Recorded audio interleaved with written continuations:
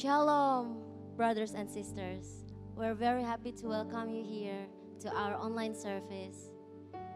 Even though we can't see each other face to face, but I believe God's presence will be with us here and now.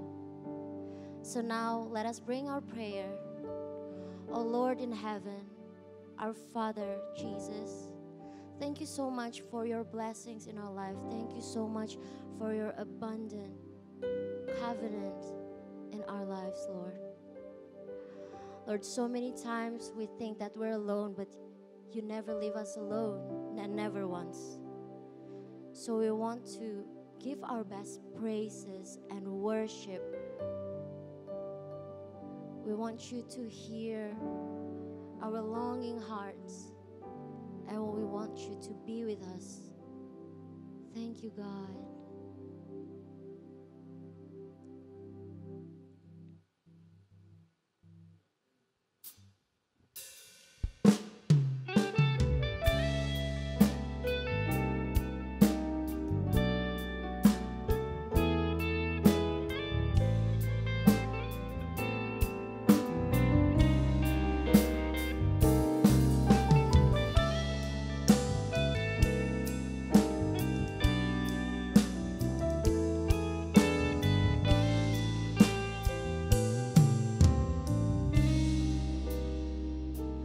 Christ alone will I glory, though I could pride myself in battles won.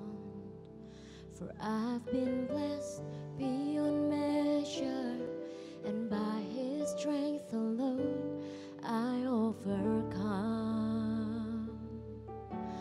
Oh, I could stop and count successes like diamonds in my hands, but those trophies could not equal to the grace by which I'll stand. In Christ alone I'll praise my trust and find my glory in the power of the cross. In every victory, let it be said of me, my source of strength, my source of hope is Christ alone. Yes, God.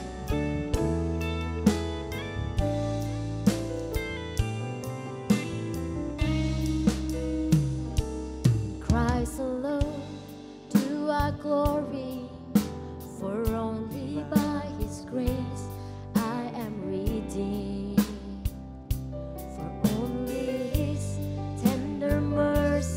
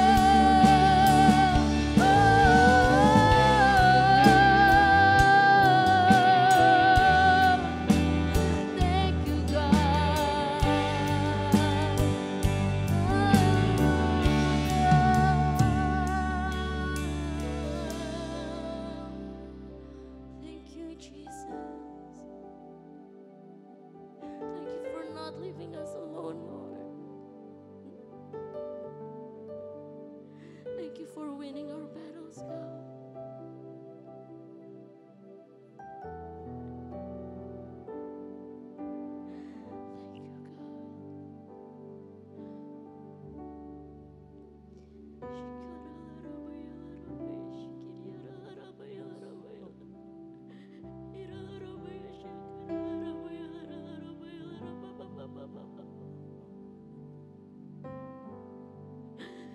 Thank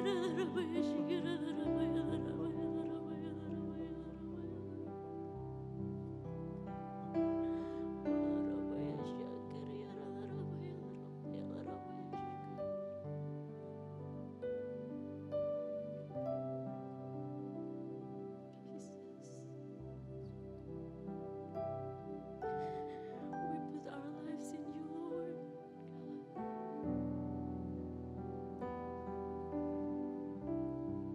Thank you, God.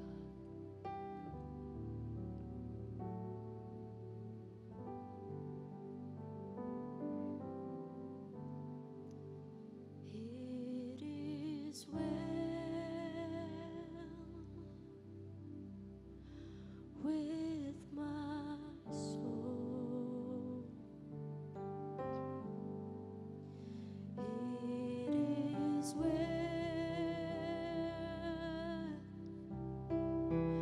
with my soul. It is well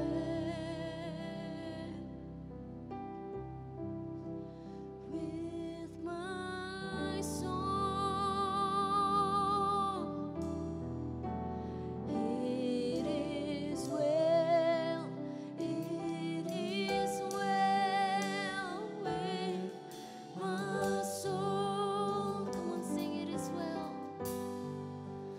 It is well, Jesus, with my soul. It is well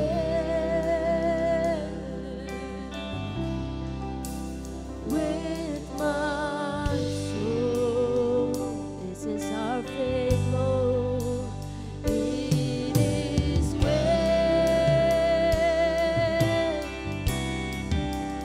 with my soul. It is well. It is well with my soul. Sing it out. It is well. It is well. It is well with my soul. All is well. It is well.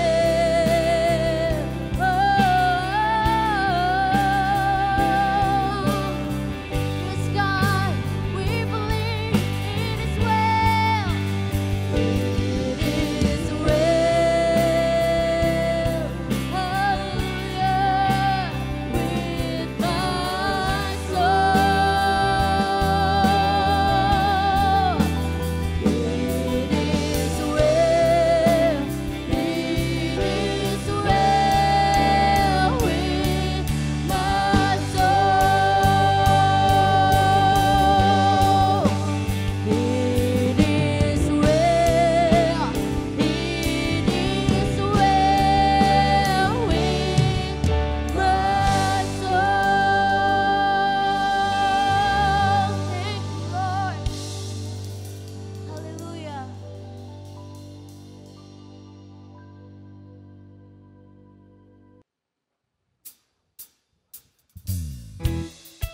Come on, church. Let us bring our praises to Him, for He is always with us. Woo!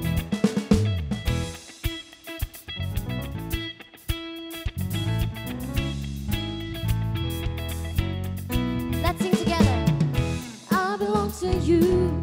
You belong to me, Lord.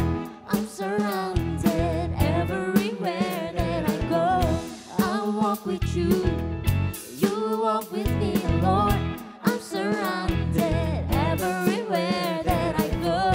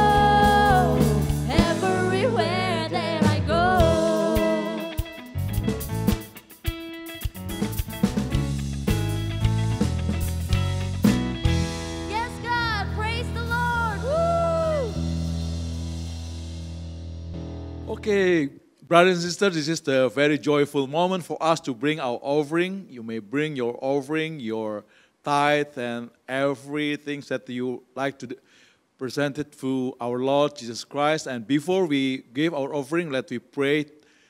And then after that, we are going to declare our declarations. Abba Father, we thank you, Lord, for all the blessings that you've given to us and all the protection, all the things that you have given to us. And now, Lord, as our thankful to you, we like to bring our offering. We bring our tithe, our gift, and everything that we can bring to you as our thankful to you. In the name of Jesus. And we are going to declare also the offering, Lord, and we believe that the blessing of the Lord, it will be poured out in our life. Thank you. In the name of Jesus, we pray. Amen. Okay, ladies and gentlemen, that we now declare our offering. Okay? 1, 2, 3. When we bring our offering, we believe that the gates of heavens are open and the blessing of the Lord are poured out. I have a better business, jobs, and educations. Profit, bonus, and asset will be multiplied. God will bring old and new customer to me.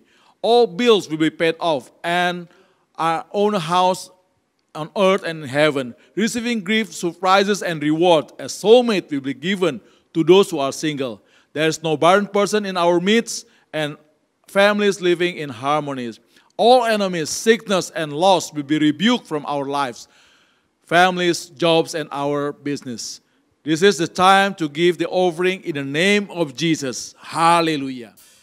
Let us prepare our heart to receive His words.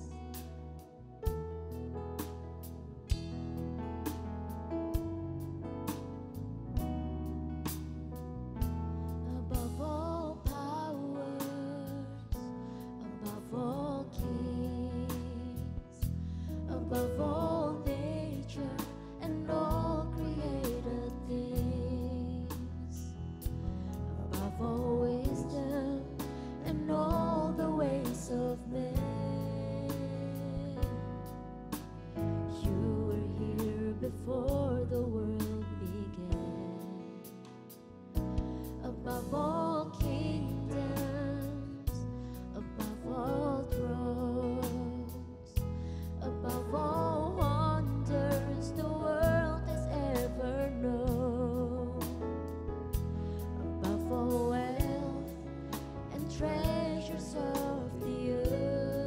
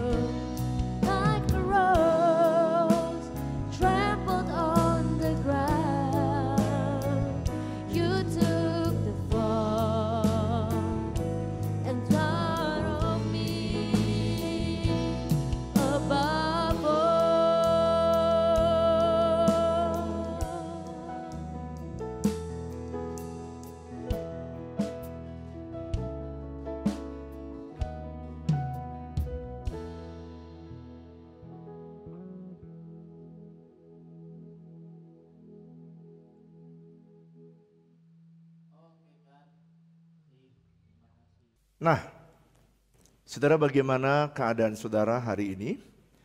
Saya percaya saudara diberi kesempatan untuk oleh Tuhan selama 1 minggu atau 2 minggu untuk menerapkan prinsip firman yang saya sampaikan pada minggu yang pertama di bulan Maret. Nah, saudara, sekarang saya akan menyampaikan kebenaran firman Tuhan lanjutan dari kebenaran firman Tuhan, serial The Year of Integrity. Bagian yang berikutnya, ini bagian yang ke-6, saya beri judul The Secret of God's Word atau rahasia daripada firman. Saudara, pada minggu pertama saya menyampaikan ada rahasia yang ditulis oleh penulis Ibrani, oleh para teolog, mereka meyakini itu adalah tulisan Paulus. Yang disampaikan di dalam kitab Ibrani pasal yang 4, kitab Ibrani pasal yang ke-4 ayat yang ke-12. Mari kita membaca bersama kitab Ibrani pasal yang ke-4 ayat yang ke-12. Saya ingin membaca bersama-sama dengan saudara, sebab firman Allah hidup dan kuat dan lebih tajam daripada pedang bermata dua manapun. Ia menusuk amat dalam sampai memisahkan jiwa dan roh, sendi-sendi dan sumsum. Ia sanggup membedakan pertimbangan dan pikiran hati kita.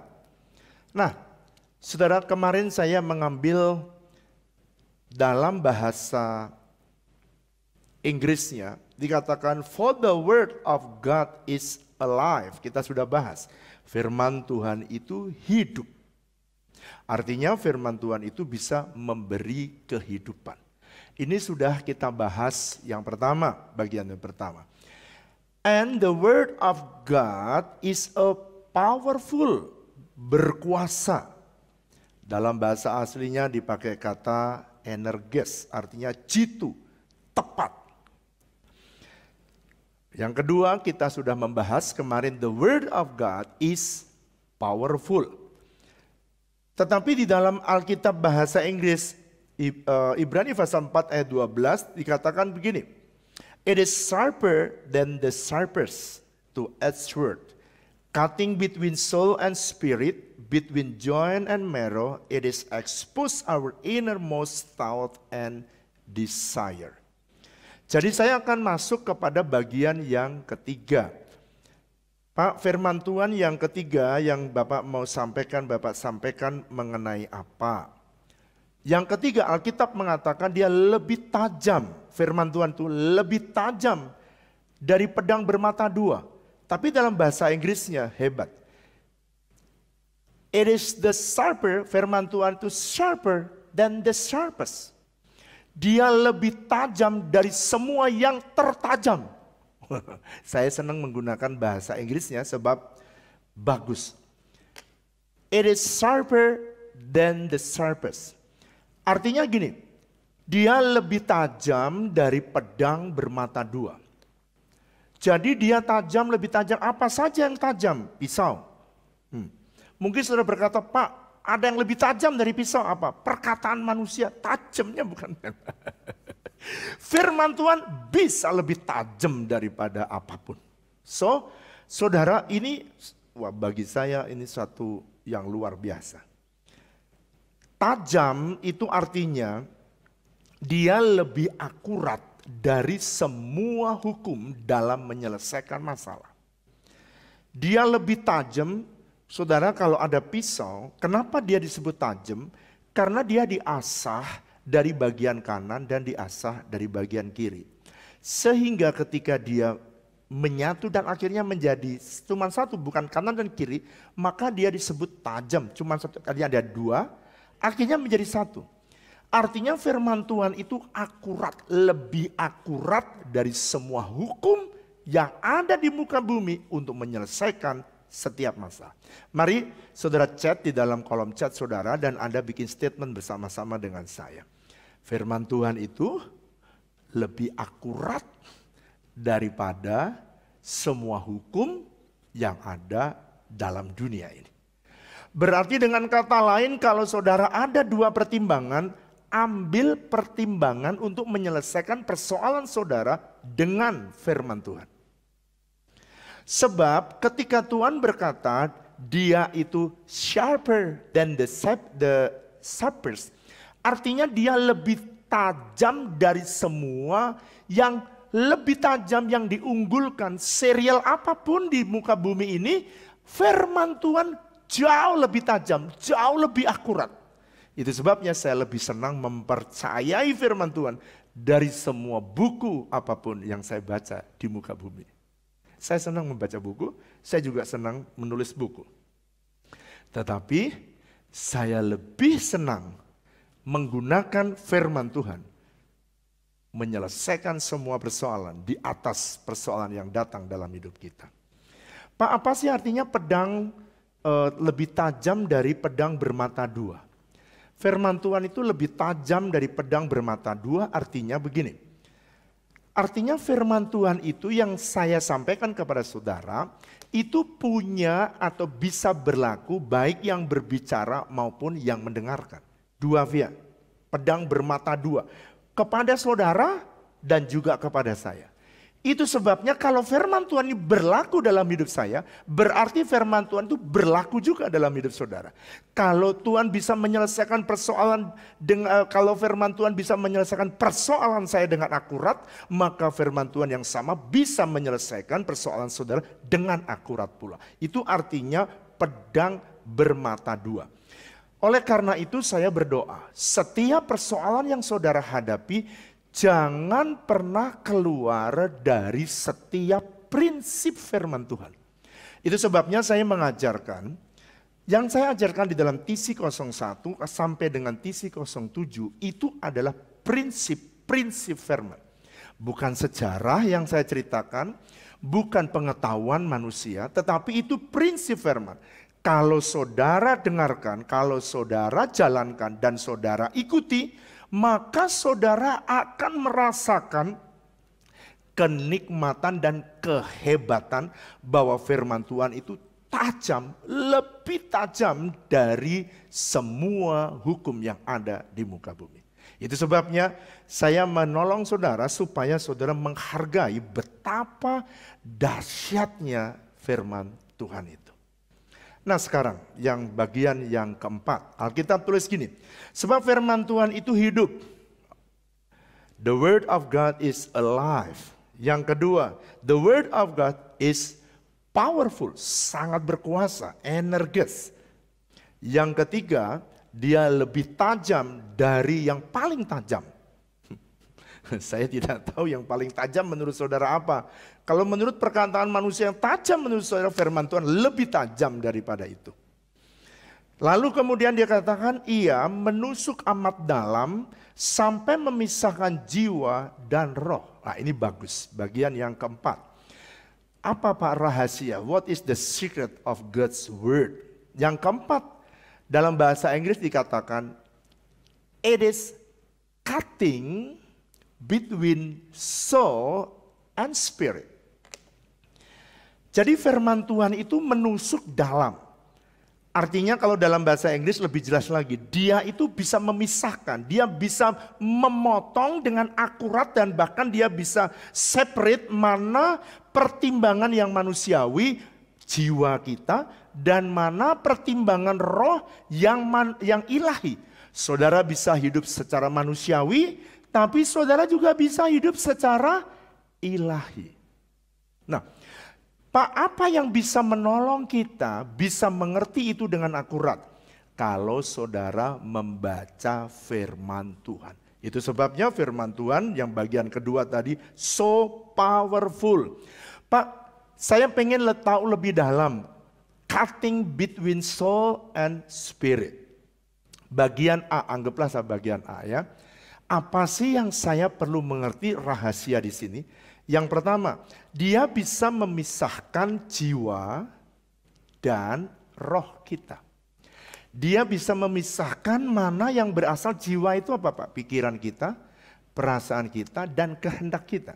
Itu letaknya di dalam jiwa. Mak, Tuhan perlu nggak jiwa? Perlu.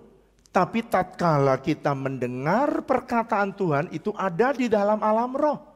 Saudara perhatikan, hanya firman Tuhan yang bisa menyeleksi mana pertimbangan saudara dan mana pertimbangan Roh Kudus.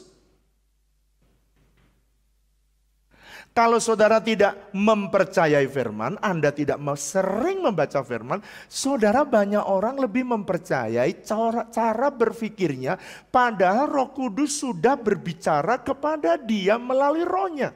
Itu sebabnya saudara, bagaimana caranya Pak saya bisa menguatkan bagian roh supaya firman Tuhan ketika saya baca dia bisa tajam, bisa memisahkan antara pertimbangan saya sebagai manusia dan pertimbangan Tuhan. Kadang-kadang pertimbangan pemikiran saudara sama dengan pertimbangannya Tuhan. Sama bisa, karena Tuhan bisa menggunakan pikiran jiwa kita sama seperti yang disampaikan oleh Tuhan melalui roh kita. Tetapi kadangkala ada perbedaan. Dan pada waktu saudara mengalami perbedaan, disitulah saudara memerlukan kebenaran firman Tuhan. Jadi kalau begitu, firman Tuhan itu dapat membedakan mana pertimbangan manusia dan mana pertimbangan dari sorga. Nah, perhatikan ya, ada banyak nasihat di dalam dunia ini. Dan saudara banyak orang yang setiap kali dia datang, saya kalau konseling, selalu saya tanya, kenapa kamu salah? Kenapa kamu jatuh? Perhatikan, karena ada prinsip firman Tuhan yang sebenarnya saudara dan saya tidak kerjakan, tapi saudara kerjakan. Karena hukum sorga itu di atas segala hukum yang ada di muka bumi. Saya ingin saudara kita membaca dalam 1 Korintus pasal yang kedua, ayat yang ke-13 sampai ke-15. Ayat ini bagus sekali. 1 Korintus pasal yang kedua, ayat yang ke-13 sampai ayat yang ke-15. Ini ayat sangat powerful sekali. Saya ingin supaya saudara membaca bersama-sama dengan saya. Ayat 13. Dan karena kami menafsirkan hal-hal rohani. Ini Rasul Paulus yang berkata. Kepada mereka yang mempunyai roh. Kami berkata-kata tentang karunia-karunia Allah dengan perkataan yang bukan diajarkan kepada kami oleh hikmat manusia. Perhatikan. Tetapi oleh roh. Tetapi manusia duniawi tidak menerima apa yang berasal dari roh Allah. Perhatikan ya. Karena hal itu baginya adalah satu kebodohan. Dan ia tidak dapat memahaminya. Sebab hal itu hanya dapat dinilai secara rohani. Ayat 15. Tetapi manusia rohani, dia menilai segala sesuatu, tetapi ia sendiri tidak dinilai oleh orang lain. Wow. Gini ya, saya mau jelaskan. Kadang-kadang ada orang yang memberikan pertimbangan kepada kita, bagus. Tetapi saudara, kalau memang pertimbangan ini sama dengan pertimbangan yang Roh Kudus berikan, maka saudara bisa jalankan. Tetapi apabila pertimbangan manusia tadi ternyata tidak sama dengan pertimbangan Tuhan, maka apa yang terjadi? Saudara, hanya firman Tuhan yang bisa cutting off, bisa memisahkan, bisa separate. Saya beri contoh. Satu hari Tuhan menyuruh kita membangun Reach Hospital. Dan ketika kita bangun, ya saudara, jadi suka saya ditanya, berapa sih Pak duit di gereja itu yang ada? Kok berani membangun Reach Hospital? Kita itu punya uang kira-kira 3,5% sampai 5% lah kira-kira kalau saya total kumpulin seluruhnya uang gereja. Waktu kita start, tentunya uang sebegitu, ya tentunya baru 5% saja. Baru saja bangun struktur, uang sudah habis. Setelah habis, saya tidak mau stres. Karena ini kan bentuk pelayanan kita, ministry kita. Sehingga saya memutuskan, Tuhan, saya nggak tahan harus menanggung kalau Tuhan tidak bekerja. Kecuali Tuhan intervensi. Jadi saya sudah bilang kepada ketua pembangunannya, tolong kamu pagri seng dan beli kunci untuk dikunci. Lalu Pak pembangunan bertanya kepada saya, Pak kenapa harus dikunci? Kok kenapa? Saya udah bilang duitnya habis. Kalau duitnya habis, ya dikunci. Saya bilang begini, kalau Tuhan yang suruh, ya Tuhan yang harus menyelesaikan.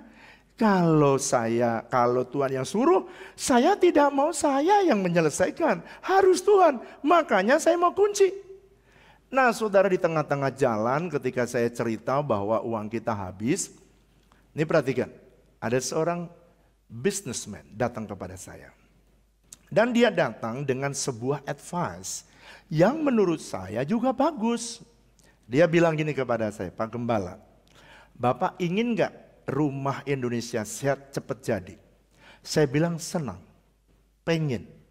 Pak, kalau saran saya sebagai seorang businessman, lebih baik Bapak daripada stres, lebih baik Bapak pergi ke bank dan ceritakan, ini kan ada tanah, udah ada bangunan, Bapak cerita saja hutang, lalu kemudian untuk meneruskan.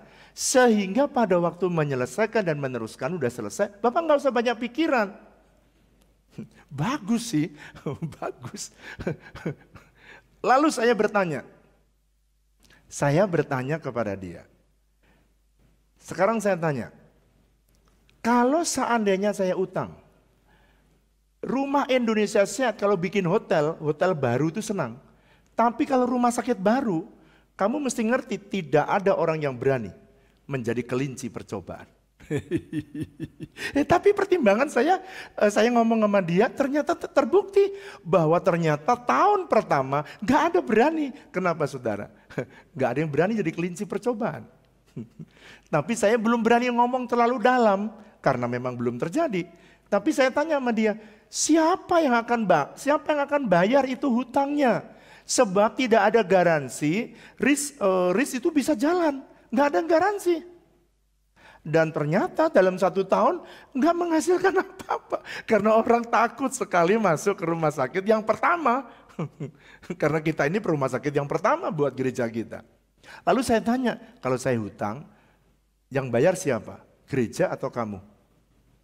Terus dia bilang, ya gereja lah Pak. Saya kan cuma memberi nasihat. Wah kalau gereja yang bayar, ya nggak ada uangnya juga. Sekarang juga udah habis. Saudara ingat ya, pertimbangan manusia sometimes juga bagus. Tapi yang bisa memisahkan mana pertimbangan yang bagus, mana pertimbangan yang ilahi, hanya firman Tuhan. Dan ketika saya masuk di dalam doa, saya kemudian mengerti bahwa ini bukan datang dari Tuhan. Saya harus memilih yang ilahi daripada pertimbangan-pertimbangan yang manusiawi. Sebab saya meyakini ini lagu ini bagus. Dikatakan gini, hidupku menggenapi firman-Mu, tanda mujizat sertai tiap langkahku. Kau bersamaku di dalamku, jadi bukti kebesaran-Mu. Saya bilang begini, Tuhan, ada nasihat yang bagus, tapi aku memilih hidupku ini hanya menggenapi firman. Kalau kau berbicara kepada aku percaya. Itu bagianku.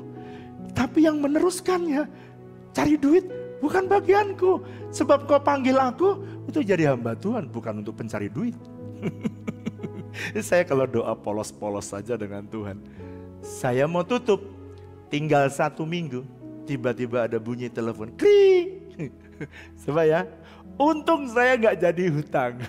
Kalau hutang di bank, waduh selama 1 tahun saya pasti akan nangis bombay. Tiba-tiba ada telepon, Pak, saya mau tanya, Bapak katanya lagi sedang membangun rumah sakit. Bukan, rumah sehat. Oh iya, rumah sehat. Rumah Indonesia Sehat ya Pak ya? Iya. Pak, boleh nggak saya ikut membantu membangun itu? Saya jawab boleh, kenapa enggak? Saudara tahu? Lalu dia bertanya, Pak, apa yang masih kurang? Waduh saudara, struktur aja belum lengkap. Kalau saya jawab, semua kurang. Wah, rakus banget tuh pendeta. Jadi gimana caranya supaya itu bisa,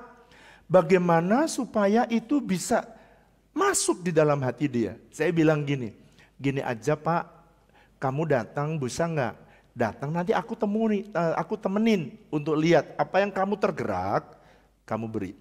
Singkat cerita, dia datang saudara, dia datang dan ketika dia datang, dia langsung mengambil, dia bilang gini, saya ambil ya Pak ya, lantai ini, ya boleh. Ini apa Pak? Ini kabel, untuk apa Pak? Untuk AC. AC-nya udah ada Pak. Lantai aja belum apalagi AC. Ya pasti belum. Lalu dia lihat lagi, Pak kenapa ada lubang apa ini? Saya bilang lubang lift. Liftnya udah ada. Lantai aja belum ada apalagi lift. Kamu ini tanya aneh-aneh aja. Belum ada.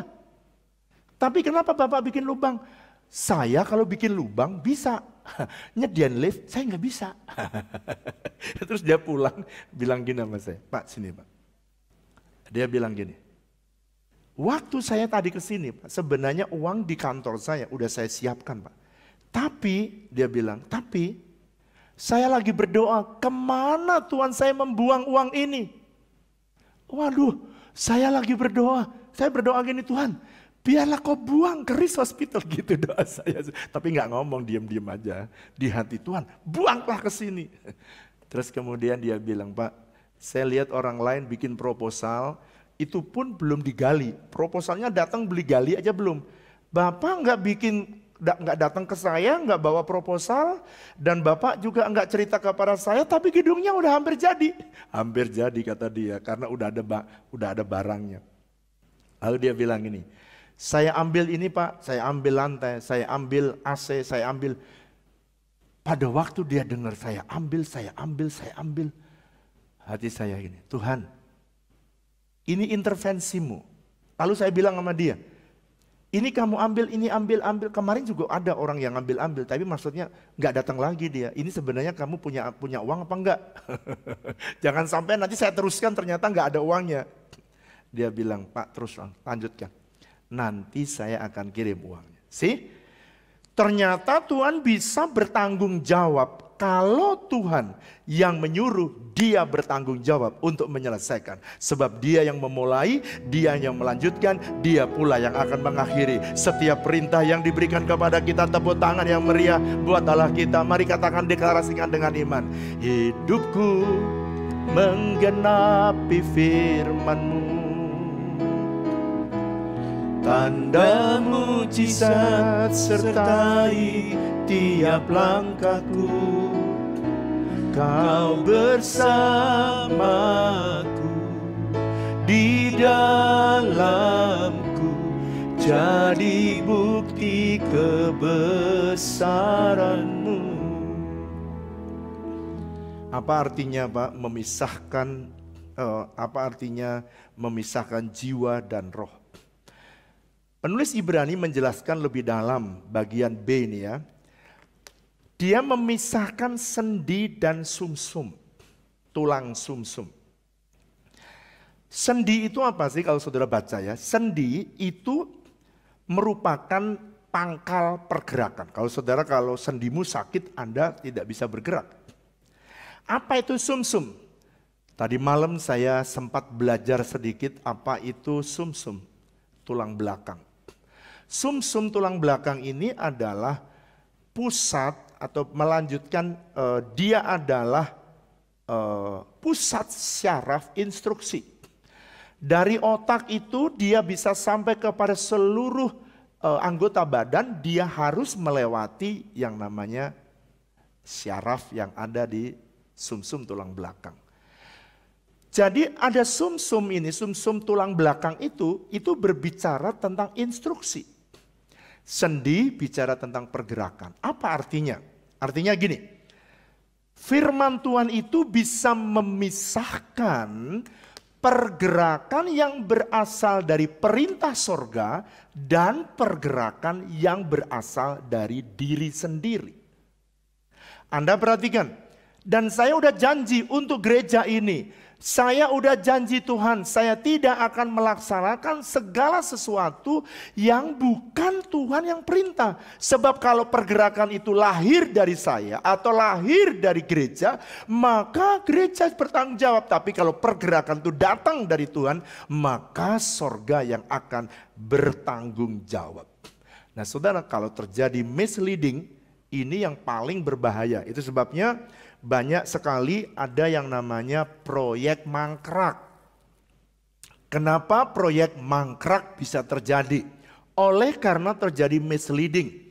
Seharusnya sorga yang memberitahu, sorga yang menyelesaikan, bahkan sorga yang membereskannya. Tapi kadangkala kita seringkali membiarkan pergerakan kita dan bukan perintah yang datang dari surga. Itu sebabnya banyak misleading dan tidak sedikit orang mengalami kegagalan. Ada seorang hamba Tuhan namanya David Jeremiah. David Jeremiah, dia berkata begini, as we fill our minds with the truth of God's word, we will be better able to recognize the lies in our thinking as well as the lies that the world press upon us. Ini kira-kira perkataan dia. Kalau kita mengisi pikiran kita dengan kebenaran firman Tuhan, maka kita akan mudah mengenali tipuan-tipuan yang ada di dalam pikiran kita. Yang tadi saya katakan, tipuan yang datang dalam pikiran kita sama seperti pikiran-pikiran juga yang datang dari dunia ini yang menekan kita. Sometimes kita itu kurang bisa wait upon the Lord. Kadang-kadang kita tidak bisa sabar menunggu di hadapan hadirat Tuhan karena banyak pressing yang memaksa kita untuk bergerak seperti yang dunia lakukan. Kalau saya memilih mengikut menunggu waktunya Tuhan. Karena kairos itu adalah cara yang terbaik. Dalam 1 Korintus pasal yang kedua, ayat yang ke-15. Alkitab tadi yang kita baca, tetapi manusia rohani menilai segala sesuatu. Tetapi ia sendiri tidak bisa dinilai oleh orang lain. Karena pergerakan rohani tidak bisa dinilai oleh orang yang duniawi, yang manusiawi. Saya ulangi ya. Kalau pergerakan itu berasal dari roh, inilah ayatnya ayat 15. Itu tidak bisa dikerjakan oleh orang yang manusiawi dan orang yang duniawi. Bahkan orang duniawi dan orang yang manusiawi tidak bisa memberikan pertimbangan pergerakan oleh karena roh. Oleh karena itu Alkitab berkata begini, tetapi manusia rohani menilai segala sesuatu. Dia bisa discern that is coming from God or not. Dia bisa tahu dengan jelas ini datang dari Tuhan atau tidak. Tapi orang duniawi dan orang manusiawi, dia tidak bisa menilai apakah ini dari roh atau tidak. Dia nggak tahu. Dari mana Bapak tahu? Ini 1 Korintus pasal yang kedua ayat yang ke-15. Manusia rohani dia bisa nilai segala sesuatu. Dia dapat pertimbangan ini datang dari Tuhan atau pertimbangan ini bukan datang dari Tuhan. Ini pertimbangan dari pikiran manusia atau pertimbangan yang sama-sama menyenangkan Tuhan. Dia bisa tahu, tetapi ia sendiri tidak bisa dinilai atau pergerakan rohani tidak bisa dinilai oleh manusia duniawi, oleh orang lain yang duniawi atau manusiawi. Sekarang yang terakhir, bagian yang kelima. Alkitab menulis begini. Di dalam Ibrani pasal yang keempat. Firman Tuhan itu dalam bahasa Inggrisnya ini bagus. Makanya saya ambil semua tagline-nya di setiap poin, saya menggunakan bahasa Inggrisnya. Expose our innermost thought and desire. Dia itu bisa mengekspos atau menunjukkan dengan terang mana pemikiran kita dan keinginan kita. Jadi firman Allah itu dapat mengekspos atau membuka apa yang sebenarnya di dalam pikiran kita dan keinginan kita.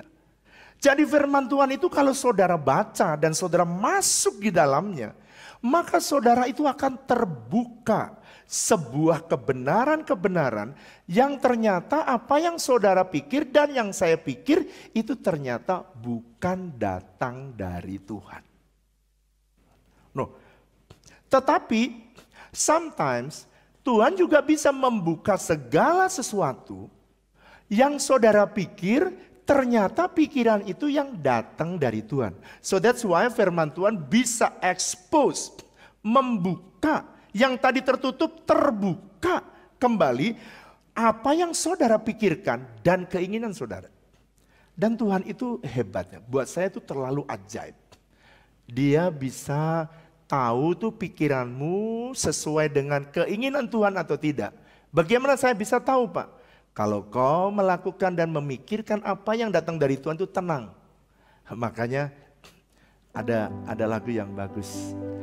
Tapi kalau saudara tidak tenang, saudara itu, ini salah satu ya, kau itu gelisah. Hatiku tenang, berada di dekatmu. Kaulah jawaban hidupku. Katakan sama, hatiku tenang, hatiku tenang, berada dekatmu. Kau yang pelihara hidupku. Pertolonganmu benar Tuhan, begitu kami rasakan, umatmu rasakan. Kau telah memikat hatiku di saat aku tak sanggup lagi. Benar Tuhan, di situ firman-Mu bekerja, pertolongan-Mu ajaib, pertolongan-Mu begitu ajaib. Kau telah memikat hatiku, kini mataku tertuju padamu. Ku rasakan kasih-Mu Tuhan. Jadi kalau bagaimana saya bisa tahu yang saya pikirkan ini dari pikiran yang bertentangan dengan maunya Tuhan atau pikiran saya ini selaras dengan maunya Tuhan? Gimana saya bisa tahu? Firman Tuhan, the word of God will expose our thought and our desire. Dia yang akan membuka, mengekspos. Jadi kalau saudara sering membaca firman Tuhan, ketika saudara mau mengambil mengikuti pikiran yang datang dalam keinginanmu yang datang dan ternyata itu bukan keinginan Tuhan, saudara pasti resah. Nah, waktu saudara resah, jangan dipaksa. Waktu saudara gelisah, jangan dipaksa. Sebab hati nurani ini kadang-kadang dipakai Tuhan untuk menolong saudara supaya saudara tidak jatuh dalam kegagalan dan kesalahan. Saya menolong saudara, saya bicara dalam 2D sesi ini. Sebab saya pengen saudara begitu dahsyat rahasia. Kadang-kadang saya tuh baca Alkitab ya. Udah berulang-ulang kali. Misalnya contoh. Saya ketika membaca kitab Rut. 5 tahun yang lalu itu juga saya baca. Saya kasih contoh ya. Ini membedakan mana otak saya dan mana pikirannya Tuhan. Mari buka dalam Rut pasal 1. Saya beri contoh supaya saudara bisa ngerti dan saya berdoa saudara akan Tuhan bawa untuk naik ke tempat yang lebih lagi. Kitab Rut pasal yang pertama ayat yang keempat. Saudara, pada waktu 5 tahun yang lalu Tuhan berbicara kepada kita di Israel. Pada waktu itu Tuhan berbicara bangunlah sebuah ministry yang namanya House of Bread, Bethlehem. Bet itu rumah, lehem roti, rumah roti. Untuk memberi makan orang miskin. Artinya Tuhan mau supaya gini, jangan berikan kamu itu memberi hanya ikan, tapi berikan kail. Itu sebabnya di dalam otak saya berpikir pokoknya saya harus create satu pekerjaan yang membuat orang bekerja dan menghasilkan. Saya bisa jual dan kemudian memberkati dia. Itu yang kira-kira yang di dalam otak saya. Kita kerjain, oke? Kita kerjain memberi makan orang miskin. Ternyata jalan pikiran Tuhan itu memberikan instruksi itu progresif. Ayat 4. Keduanya dua perempuan itu. Keduanya mengambil perempuan Moab. Yang pertama bernama Orpa, yang kedua bernama Ruth. Dan mereka diam di situ. Ini sudah saya ulang-ulang lebih dari 25 kali saya membaca ayat ini. Tapi tiba-tiba ada pikiran Tuhan masuk. Di situ kira-kira 10 tahun lamanya.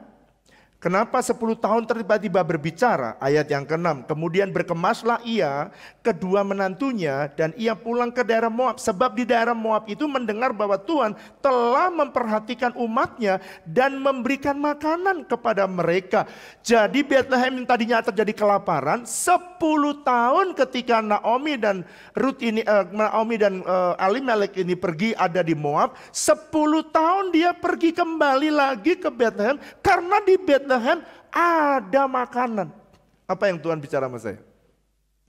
Baru saja di tengah pandemi, kira-kira bulan April atau bulan Maret gitu, Maret akhir atau April saya lupa. Saya bicara sama anak-anak saya, dia inti, para pendeta. Ini Tuhan itu bicara yang buat saya gak masuk akal.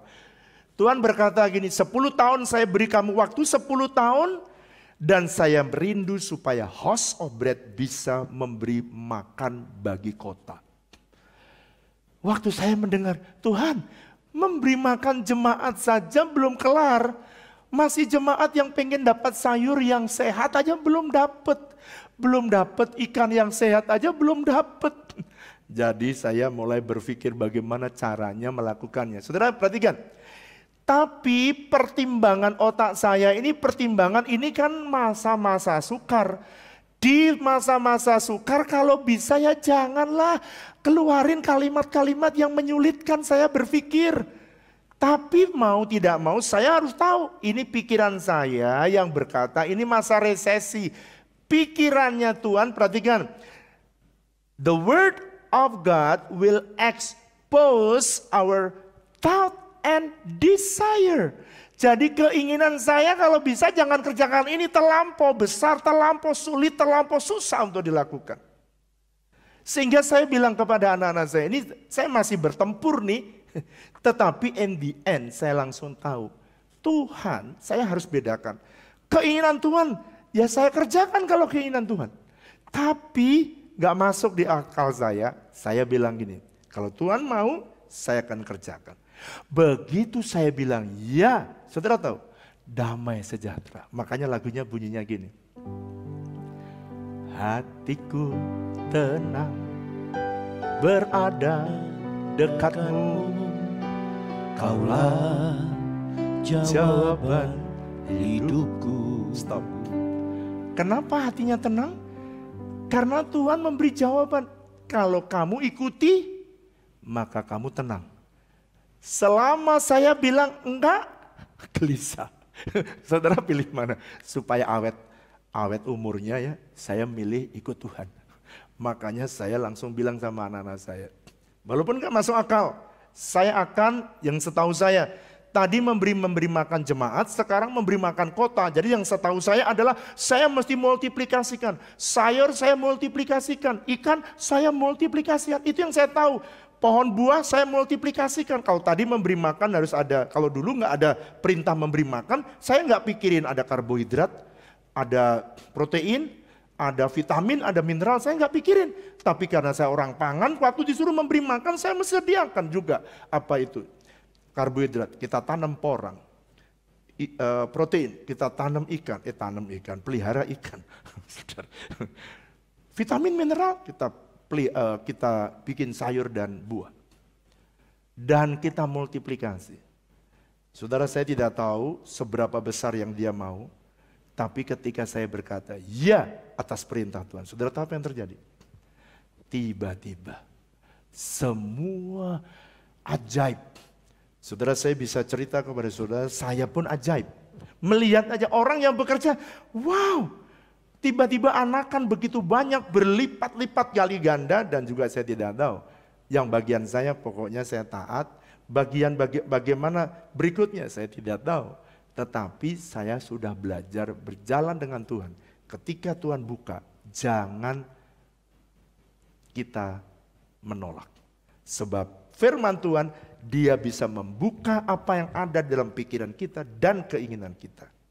Ini statement saya yang terakhir. Firman Allah itu dapat membedakan apa yang ada di pikiran kita dan ada di hati kita. Jadi dia itu bisa tahu persis sebelum, ini caranya gini, sebelum saudara ya terhadap firman yang dia beritahukan kepada saudara, saudara itu ada gelisah.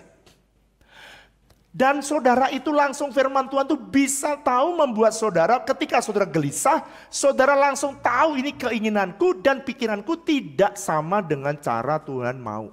Dan pada waktu saudara menyerahkan hidupmu kepada Tuhan, disitulah mujizat terjadi. Saya berdoa kebenaran ini, saya tahu tidak mudah, tetapi di masa-masa pandemi, saya berdoa, milikilah integritas, kesatuan, pikiran, perasaan, kehendak, dan mulut kita, serta hati kita, perbuatan kita dan perkataan kita menyatu, dan yang akan membuat mujizat demi mujizat terjadi. Saya berdoa kebenaran ini akan menolong saudara. Baik saudara yang baru berjalan dengan Tuhan, saudara yang sudah lama berjalan dengan Tuhan, saudara yang sedang ada pergumulan, atau saudara sedang tidak ada dalam keadaan yang tenang. Mari biarkan firman-Nya menembus kita dan kita siapkan hati kita untuk memeriksa hidup kita. Mari kita siapkan perjamuan kudus. Hatiku tenang berada dekatmu, Kaulah jawaban hidupku. Hatiku tenang berada dekatmu, Kaulah pelihara hidupku. Pertolongan. Mari kita bangkit berdiri sama-sama. Begitu ajaib, Kau telah memikat hatiku. Di saat aku tak sanggup lagi, di situ tanganmu bekerja. Pertolonganmu begitu ajaib, Kau telah memikat hatiku. Kini mataku, arahkan semua kami tertuju kepada Tuhan dan firman-Mu. Bekerjalah kuat di tengah-tengah kami. Kasih-Mu Tuhan. Sebab apa yang telah kuteruskan kepadamu telah kuterima dari Tuhan, yaitu bahwa Tuhan Yesus pada malam waktu Ia diserahkan, Ia mengambil roti. Mari angkat roti di tangan kanan kita tinggi-tinggi. Dan sesudah itu Ia mengucap syukur atasnya, lalu Ia memecah-mecahkannya. Dan Ia berkata, inilah tubuhku yang diserahkan bagi kamu, perbuatlah ini menjadi peringatan akan aku. Kekasih-kekasih Kristus, bukankah roti yang kita pecah-pecahkan ini adalah persekutuan kita dengan tubuh Kristus? Mari makan saudara, dalam nama Yesus.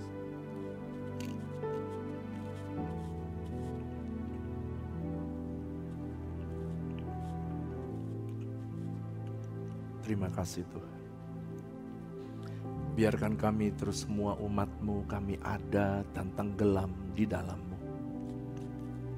Supaya kami mengenali pikiran-Mu lewat firman-Mu. Kami mengenali hati-Mu lewat firman. Kami mengenali kehendak-Mu lewat firman. Demikian juga Ia mengambil cawan. Mari angkat cawan di tangan kanan kita tinggi-tinggi. Sesudah makan lalu Ia berkata, cawan ini adalah perjanjian baru yang dimeteraikan oleh darahku. Perbuatlah ini setiap kali kamu meminumnya menjadi peringatan akan aku. Kekasih-kekasih Kristus, bukankah cawan pengucapan syukur yang atasnya kita ucapkan syukur ini adalah persekutuan kita dengan darah Kristus? Mari saudara minum dalam nama Yesus.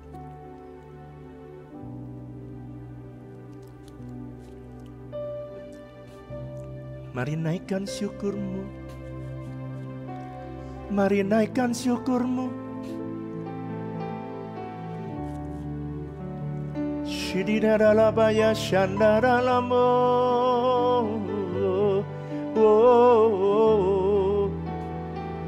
Sharalabaralabaralabaralabaralabaralaba shandarala. Rikanaralamaya siyo. Haleluya. Saya merasakan ada aliran Roh Kudus yang sedang mengalir. Mari angkat dua tanganmu, angkat dua tanganmu. Rianala, sembah Tuhan, sembah Tuhan. Shidianaranalamo. Jesus. Yes Lord, yes Lord. Saya merasakan ada di antaramu yang mengalami kegagalan karena salah mengambil keputusan. Saya tahu ada di antaramu yang gagal tiba-tiba karena salah dalam mengambil keputusan. Kalau itu saudara, angkat dua tanganmu, angkat dua tanganmu.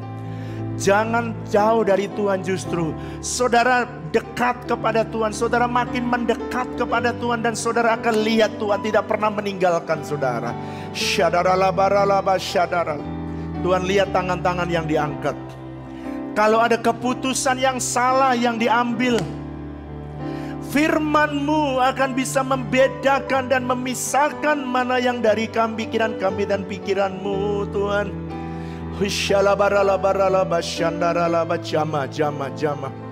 Jama Tuhan.